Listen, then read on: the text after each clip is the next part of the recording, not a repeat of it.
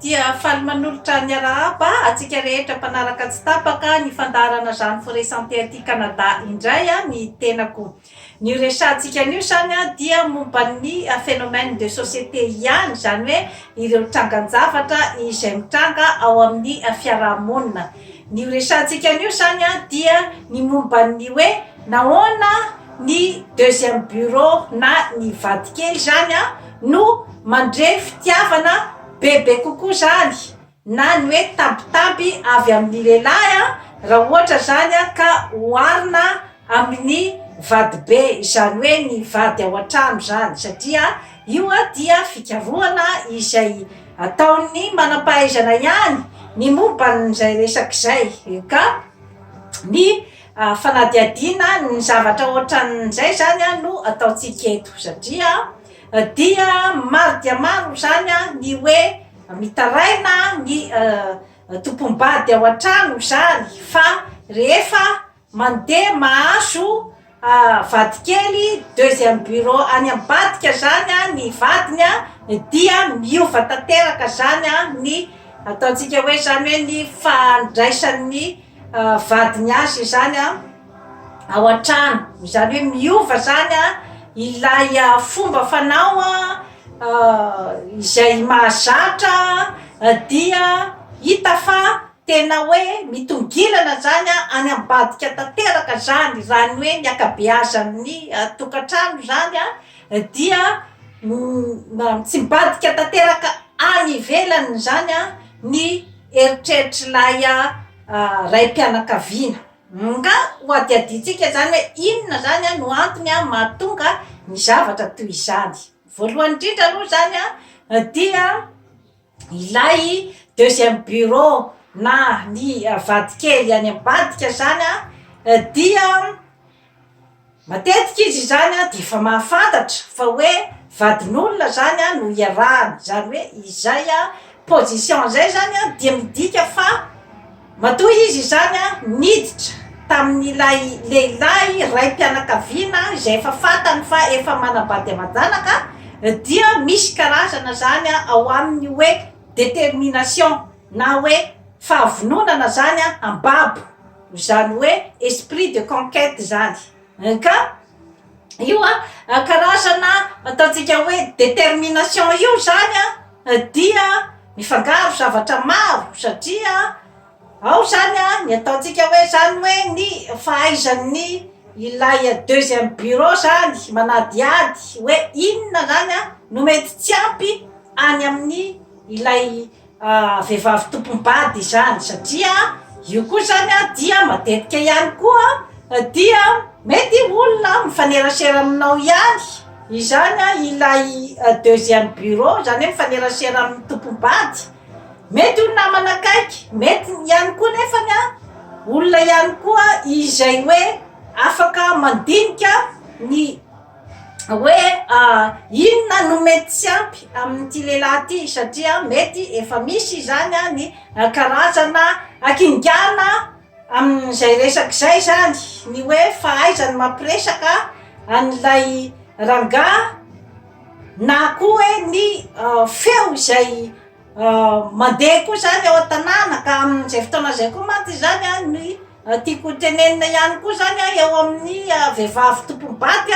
dia ny hoe aza dehibe resaka loatra, aza be tantara be loatra ny olana izay misy ao amin'ny tokantranonao, na koa hoe aza dia diso loatra matoky zato isan-jato ny resaka hoe finamana, ny fihinanana ny mata sy ny masaka, satria amin'io no mety hampaniry ny ataontsika hoe zany hoe ny fakapanahy ny amin'ny hoe handeha ambabo ny vadinao zany, ka zany zavatra rehetrarehetra izany matsy zany dia resaka fikarohana daholy ny ao ambadiky ny ahafantarana zavatra ohatran'izany. Eo koa zany ny hoe fombafomba n'ilay deuxième bureau zany izay hoe matoa izy say mababo vadin'olona raim-pianakaviana, dia misy zany efa karazana fahasahina zany ao amin'ny toetrany, ary izay karazana fahasahina izay dia miteraka ihany koa ny ataontsika hoe zany hoe fasahina amin'ny lafiny rehetrarehetra mihitsy zany ka eo ihany koa zany ilay hoe fotoana vitsy ihany zany no ahafahan'ilay lehilahy mahita azy zay zany dia efa tombony ho azy zany amin'ny ataontsika zany hoe resaka séduction zany satria raha ohatra hoe mody foana izy zany lay lehilahy mody foana any an-trano dia nefa hoe fotoana vitsivitsy fotsiny zany ora vitsivitsy no ipetrahany ao amin'ny deuxième bureau dia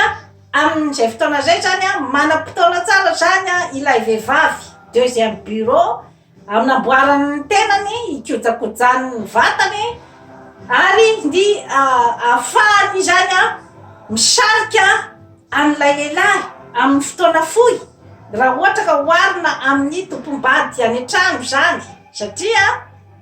ao anatin'iny fotoana fohy iny zany ahafahany mababo tanteraka satria tsy misy ny problème manokana ny amin'ny hoe resaka ankizy tsy misy ny problème manokana ny amin'ny hoe resaka fifandraisana amin'ny fiainana andavanandro zany hoe tsy fantatry lay rangazy zato isan-jato zany ny hoe tena toetran'ilay deuxième bureau zany zay zany satria manam-potoana tsara ny deuxième bureau amin'ny fotoana io zany ny anehoany ny tsara indrindra ho aminy na ny ao na amin'ny resaka firaisana ara-nofo zany na ny ao amin'ny resaka hoe ambiansy na ny ao amin'ny resaka hoe fahaizana ny mandangolango sy ny mikarakara satria fotoana vitsy no iarahana dia tsy ahafantarana ny hoe inona ny tena lesoka zany ao amin'ny lay deuxième bureau dia efa tombony koa zay amin'ny hoe resaka zany karazana ataontsika hoe zany hoe fisariana na séduction inona ihany koa no mahatonga ihany koa zany hoe ny deuxième bureau no mahasarika bebe kokoa ny fondrangay sy ny fanahiny zany sy ny vatany koa de satria izay le hoe karazana fahaizan'ny deuxième bureau misarika satria matoa hoe olona efa manambady amajanaky zany no voasarika dia misy ihany zany ny karazana ataontsika hoe fahaizana bebe kokoa zany ny amin'ny hoe fisariana zany dia eo zany matetika no marendrika zany ny akamaroan'ny tokantrano kanefa tsy afaka hiteny koa nefa ntsika hoe zato isan-jato dia ho rendrika any amin'ny deuxième bureau zany ny raim-pianakaviana satria ny antony de zao amin'ny lehilahy zany fikarohana ara-siantifika ihany koa io amin'ny lehilahy izay tena hoe mipetrapetraka tsara koa zany ny ataontsika hoe ny safidiny amin'ny fiainana raha ohatra ka tena vehivavy no safidiny tamin'ny ataontsika hoe zany hoe tena hoe fahaizana jery amin'ny lafiny rehetrarehetra zany ny vehivavy ny vadiny dia sarosarotra ho an'ny deuxième bureau zany ny anonga-panjakana satria eo amin'ny lehilahy koa zany misy an'izay hoe ny azy miavaka tsara zany ny azy ny ataontsika hoe vehivavy anaovany firaisana ara-nofo dia ny vehivavy izay tena tiany io zany dia raha ohatra ka hoe tena hoe lehilahy zany hoe tena manana an'izay ataontsika hoe instinct masculin zay dia manana mahay manavaka an'izay izy ny hoe vehivavy ty zany vehivavy anaovany firaisana ara-nofo fotsiny ka io dia misy zany zavatra zany ny hoe vehivavy iarahany lehilahy anankiray na amam-polo taonany maro no anaovany firaisana ara-nofo kanefa tsy tiany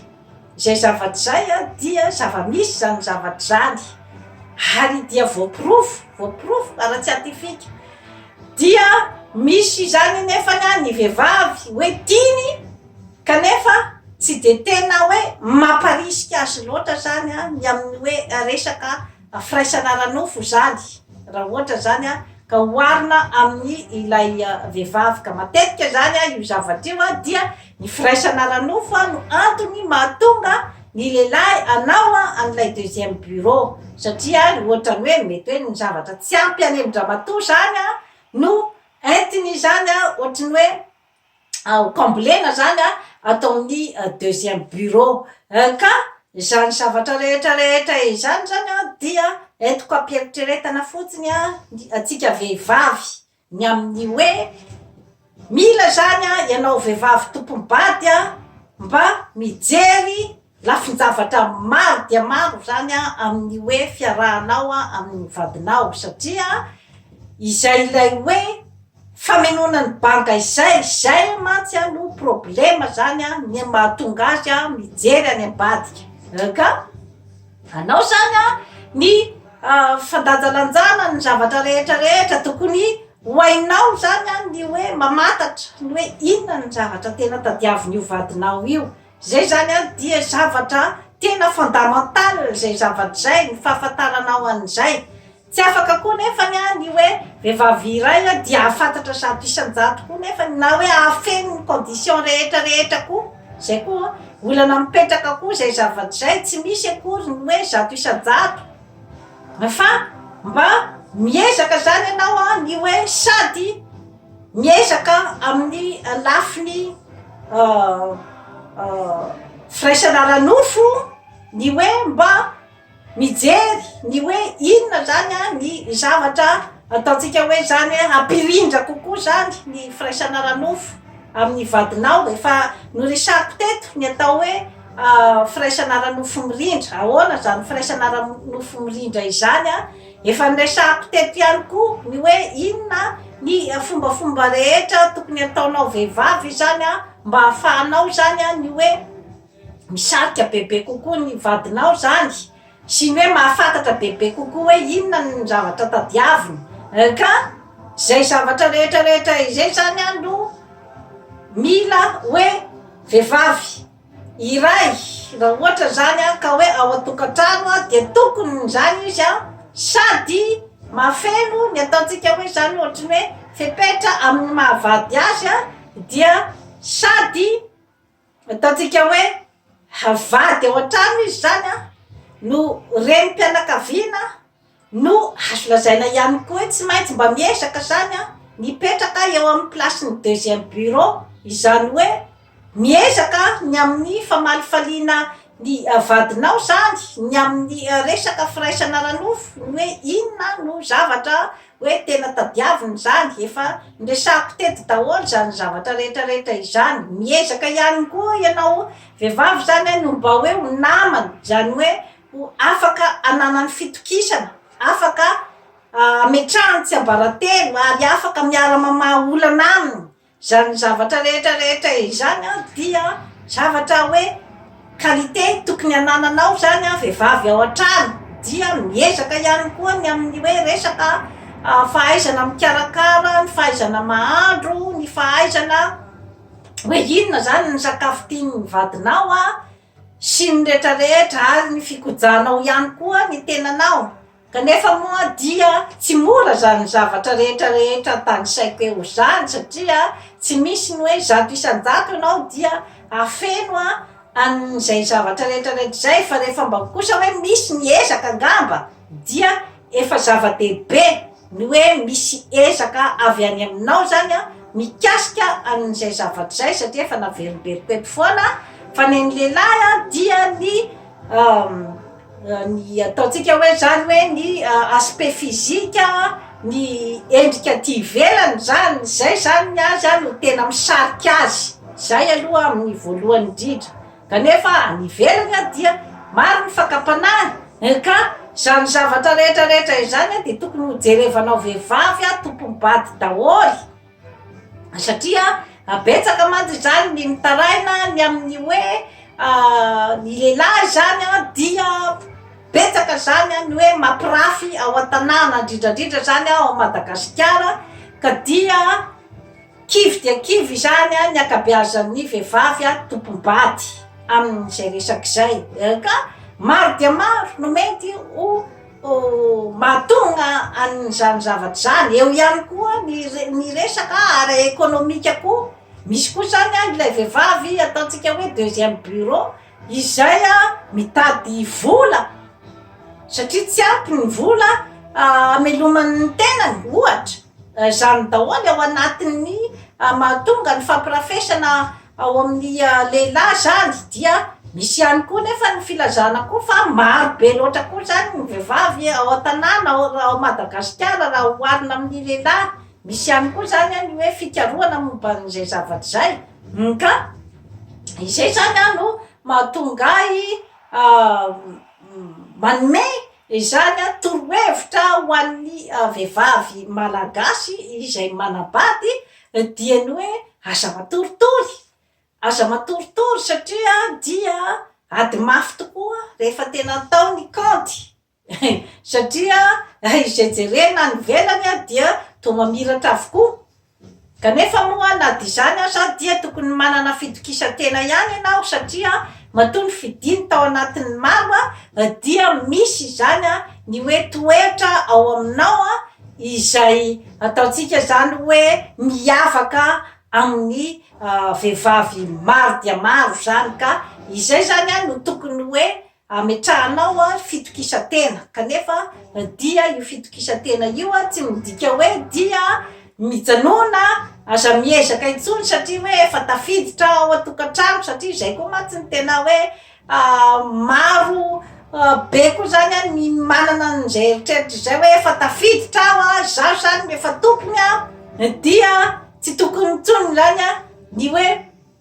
hitoditodika rangahy zany zay dia hevitra diso dia diso fa rehefa apetrakinao koa ao anatin'ny sainao koa zany ny hoe na dia efa tafiditra atao anatin'ny fanambadiana ny tenako dia mbola ao anatin'ny mpifaninana tsy mbola tompony fa mbola ao anatin'ny mpifaninana fa zany hoe fa nahazo tombony raha ohatra ka izay zany no ampidirinao ao anatin'ny sainao dia isy bebe kokoa ny fahombiazana satria rehefa mipetraka amin'izay hoe toerany hoe mbola ao anatin'ny mpifaninana zay anao dia hiezaka bebe kokoa zany ny hoe ahafahanao mitazona ny vadinao zany ahafahanao mitazona ny tokantranonao satria matetika matsy zany ilay toe-tsaina hoe efa nahazo zay efa tafiditra dia efa tsy mila miezaka intsony satria zaho efa tompony izay matsy zany no matetika miteraka ny fahadisom-panantenana fa io dia ezaka isan'andro ary azoko lazaina fa hoe ezaka mandrakizay dia toy izay indray tompo klasy tompo vavy no azo matolotra anareo androany manaova abonnement amin'izany forêt santé aty Canada fa hanatsara ny fiainanao. Bye bye.